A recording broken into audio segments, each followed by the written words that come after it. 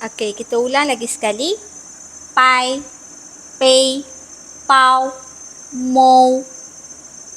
Okey, sekarang ni kita nak cuba letak sheng mu dekat fuyun mu yang ni.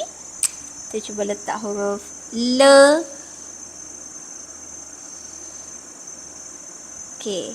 Kalau yang ni kita letak ge.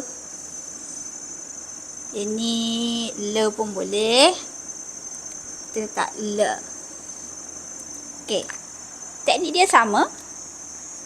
Le, ya, lia. Le, ya, lia. Boleh. Le, ye, lie.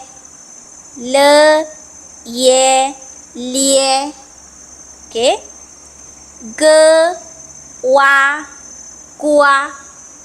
Ge, wa, gua. Okey.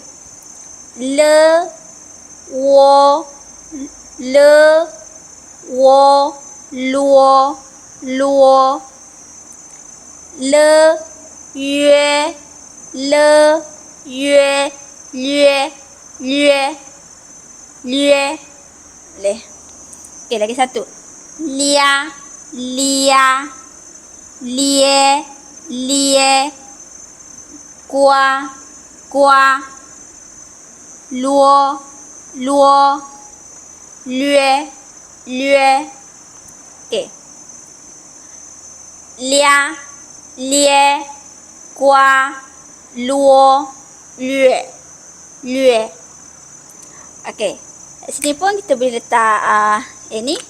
Yao, you, wai, wei.